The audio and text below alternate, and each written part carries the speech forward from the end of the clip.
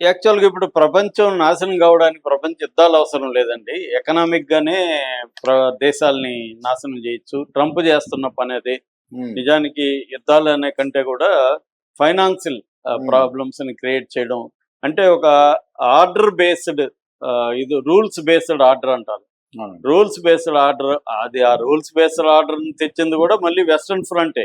వాళ్ళకి అనుకూలమైన రూల్స్‌నే తెచ్చారు. హ్మ్. కానీ ఇప్పుడు అది కూడా పోయింది. ట్రంప్ ఏం చేస్తున్నాడంటే రియల్‌గా అమెరికా ఫస్ట్ అనే పాలసీని ఆయన 100% అమలు చేస్తున్నాడు. అంటే ఒక నిన్ననే బ్రిటిష్ పార్లమెంట్‌లో ఒక ఎంపీ హ్మ్. చాలా తీవ్రంగా ట్రంప్‌ని గురించి మాట్లాడి ట్రంప్‌ని ఏమన్నాడంటే ఒక గ్యాంగ్‌స్టర్‌తో పోల్చాడు ట్రంప్‌ని. అతను ఒక గ్యాంగ్‌స్టర్ లాగా తనకు కావాల్సిన దాన్ని తెచ్చుకోవడం కోసం అందరిని బెదిరిస్తా ఉన్నాడు. హ్మ్. భయభ్రాంతం చేస్తున్నాడు. ఒక దేశ నాయకుడిలాగా లేడతను అని సాక్షాత్తు బ్రిటిష్ పార్లమెంటు. హ్మ్. బ్రిటన్ అనేది అమెరికాకు ఎప్పటినుంచో ఫ్రెండ్. అవునండి. అట్లాంటిది బ్రిటిష్ పార్లమెంట్‌లో ఒక ఎంపీనే ఇలా మాట్లాడుతున్నాడంటే ట్రంప్ పరిస్థితి ఏముందనేది అర్థమవుతుంది. హ్మ్. అంటే ట్రంప్‌కేందంటే ఎటువంటి ఇంటర్నేషనల్ నియమాలు గాని, సంస్థలు గాని, లేకపోతే ఎటువంటి కూటములు గాని అవేవి ఆయనకి అనవసరం. అమెరికాకి ఏది కావాలో దాన్ని ఆయన ఎక్కడున్నా లాక్కోవడానికి ట్రై చేస్తున్నాడు. హ్మ్. నిన్న దావోస్‌లో గంట 20 నిమిషాల పైన మాట్లాడాడు ఆయన ట్రంప్. ఆయన మాట్లాడుతున్నది ప్రధానంగా ఏందంటే అమెరికాని ప్రతి దేశం వాడుకున్నారు. హ్మ్. అమెరికాని యూజ్ చేసుకున్నారు. వాళ్ళు లాభపడ్డారు. అమెరికాకి నష్టం కలుగజేశారు అనేది మేజర్‌గా ఆయన మాట్లాడిన ఇదనమాట. అట్లాగే ఆయన ఎప్పుడు గాని తన గొప్పలు చెప్పుకుంటాడు. నేను 8 యుద్ధాలను ఆపానని నిన్న చెప్పుకున్నాడు. అవునండి. అందులో ఇండియా, పాకిస్తాన్ యుద్ధాన్ని కూడా నేనే ఆపానని మళ్ళీ ఒకసారి చెప్పాడు. హ్మ్. సో 8 యుద్ధాలు ఆపాను కాబట్టి నాకు 8 నోబెల్ ప్రైజ్‌లు ఇవ్వాలన్నట్టుగా ఆయన మాట్లాడారు. ఒక్కొక్క యుద్ధానికి ఒక్కొక్క నోబెల్ ప్రైజ్ ఇవ్వాలి నాకని. హ్మ్. కానీ నోబెల్ ప్రైజ్ ఇవ్వట్లేదు ఆయనకి. సో దాంతో పాటు నిన్న అత్యంత దారుణంగా యూరోప్‌ని అవమానిస్తూ మాట్లాడాడు. హ్మ్. స్టూపిడ్ ఫెలోస్ వీళ్ళు. ఒకప్పుడు యూరోప్ గొప్పగా ఉండింది. వీళ్ళొచ్చి స్టూపిడ్ ఫెలోస్ హ్మ్. చేసేసారు అని. అందులో ప్రధానంగా ఏందంటే ఆయన చెప్పదలుచుకున్నది యూరప్ పరిపాలకులు ఈ దాన్నేమంటారు ఇమ్మిగ్రేషన్ అనేది పెద్ద ఎత్తున వలసల హ్మ్. దీంట్లో గందరగోళంగా మారిపోయింది. రూయిన్ చేసేసారు హ్మ్. అని ఆయన మాట్లాడుతున్నాడు. ఎందుకంటే యూరోప్‌కి ఆయనకి మధ్య ఒక వార్ సిట్యుయేషన్ అయితే వచ్చింది.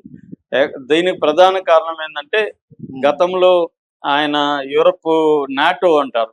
నార్త్ అట్లాంటిక్ ట్రీటీ ఆర్గనైజేషన్ అనేది వెరీ ఇంపార్టెంట్. ఓకే. ఈ నార్త్ అట్లాంటిక్ ట్రీటీ ఆర్గనైజేషన్స్‌కి ఇచ్చే ఫండ్స్‌ని ట్రంప్ రాగానే కట్ చేసేసాడు. హ్మ్. మీరే చేసుకోండి అని. మేమెందుకు మీకు సెక్యూరిటీ ఇవ్వాలి అనేది ట్రంప్ క్వెషన్ మార్క్. సో దాంతో కొంత ఇబ్బందయింది. దాని హ్మ్. తర్వాత ఏం చేశాడు ట్రంప్ కొన్ని దేశాలకి టారిఫ్స్‌ని పెంచుతానని చెప్పాడు. యాక్చువల్‌గా జూలైలో యూరోపియన్ యూనియన్‌కి, అమెరికాకి మధ్య వాణిజ్య ఒప్పందం అనేది హ్మ్. ఓకే అయింది. అయితే ఇప్పుడేమైంది? ఈ గ్రీన్‌లాండ్ మీద పడ్డాడు. మొన్న వెనెజులాని ఎప్పుడైతే లాక్కోగలిగాడో, వెనెజులా ప్రెసిడెంట్‌ని, వాళ్ళ భార్యని వాళ్ళ బెడ్‌రూమ్ నుంచి తెచ్చినా కూడా ఆయనకి పెద్దగా వ్యతిరేకత ఇంటా బయట రాలేదు. హ్మ్. దాంతో అతనికి ధైర్యం వచ్చింది. మనం ఏ దేశం కావాలంటే ఆ దేశాన్ని హ్మ్. మీదకి అటాక్ చేసి మన కంట్రోల్‌లో తెచ్చుకోవచ్చు అని. ఎందుకంటే ఇప్పుడు అందరూ కూడా ఒక రకంగా అమెరికాకు భయపడే పరిస్థితి వచ్చేసింది ట్రంప్ వల్ల. సో ట్రంప్‌తో పైకి ఎన్ని మాట్లాడినా బ్యాక్ డోర్ పాలసీ అంటారు కదా! బ్యాక్ హ్మ్. డోర్ డిప్లొమసీలో ట్రంప్‌ని ప్రసన్నం చేసుకోవడానికి అందరూ కూడా ట్రై చేస్తున్నారు. నిన్న పార్లమెంట్‌లో బ్రిటిష్ పార్లమెంట్‌లో కూడా ఆయన అదే చెప్తున్నాడు. ట్రంప్‌కి కాస్ట్‌లీ గిఫ్ట్‌లు ఇవ్వాలి. ప్రత్యేక ఫ్లైట్‌లు గిఫ్ట్‌లుగా ఇవ్వాలి. హ్మ్. అతన్ని పొగుడుతా ఉండాలి.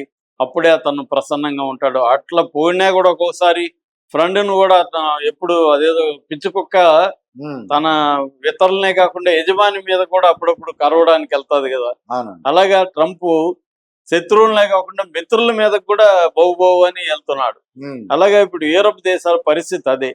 సడెన్‌గా అతనికి గ్రీన్‌లాండ్ మీద కన్ను పడింది. నిజానికి నేను నిన్న కూడా చెప్పాను. గ్రీన్‌లాండ్‌లో ఆల్రెడీ అమెరికా బేసులున్నాయి.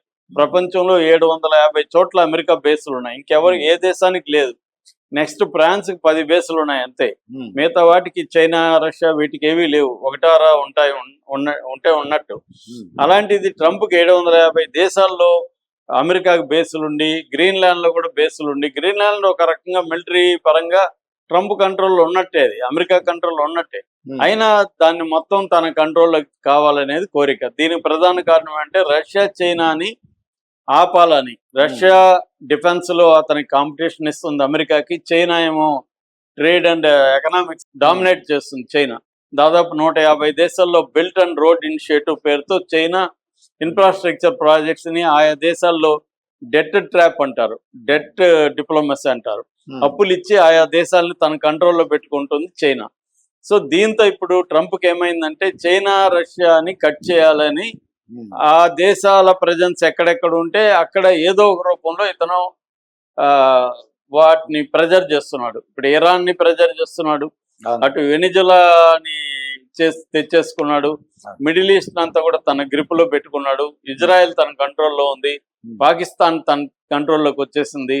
ఇప్పుడు ఏంటంటే గ్రీన్ ల్యాండ్స్ ని తన కంట్రోల్లో పెట్టుకోవాలని తన కొనుక్కుంటాను అమ్మేయండి అంటున్నాడు. అరే ఇదేదో మన సినిమాల్లో వెళ్ళను, ఈ బిల్డింగ్ నేను కొంటానంటే నేను అమ్మను కదంటే నువ్వు నిన్నోడు అడిగాడు నేను కొంటున్నాను నువ్వు అమ్ముతున్నావు అనేసి వెళ్ళిపోతాడే. అలాగా ఉంది ట్రంప్ది, నేను కొంటున్నాను అనే పద్ధతిలో ఉన్నాడు. అక్కడ ప్రజలు వ్యతిరేకిస్తున్నారు. అదే డెన్మార్క్ దీంట్లో ఉంది, డెన్మార్క్ వ్యతిరేకిస్తుంది. ఇప్పుడు మెల్లమెల్లగా యూరప్ అంతా కూడా, మొన్నటి వరకు యూరప్ లో అనేక దేశాలు భయంతో ఉన్నాయి ట్రంప్ పట్ల. ఎందుకంటే సెక్యూరిటీ ట్రంప్ అమెరికా ఇస్తేనే వాళ్ళకి సెక్యూరిటీ, లేదంటే రష్యా భయం ఉంది వాళ్ళకి. రష్యా నుంచి కాపాడాలంటే అమెరికానే వాళ్ళకి పెద్ద దిక్కు. కానీ ఇప్పుడు కాపాడే కంచె చైనా వేసినట్టుగా కాపాడేవాడే నిన్ను భోంచేస్తాను అంటే ఉంటే ఏం చేయాలి? అందుకని వాళ్ళు యాక్చువల్ గా నిన్న దావోస్ లో కలుద్దాం అనుకున్నారు ట్రంప్ ని. కానీ ట్రంప్ చాలా దారుణంగా అవమానించాడు. ఆయన ఎవరు ఫ్రెంచ్ ప్రెసిడెంట్ మాక్రోని, ఆయనైతే ఈయన మంచి కళ్ళద్దాలు పెట్టుకొని ఉన్నాడు, ఇలాగంతా ఎక్కిరించాడు. రెండోసారి ఎక్కిరించాడు, అంతకుముందు ఆయన పేరును కూడా ఎక్కిరించాడు. సో దాంతో వాళ్ళు యూరప్ కూడా ఇప్పుడు ఒక త్రాటి మీదకి వచ్చింది. G7 దేశాలంతా కలుస్తున్నాయి. సో యూరప్ 2025 జూలైలో అనుకున్న ఒప్పందం ఏదైతే ఉందో దాన్ని రద్దు చేసేసింది.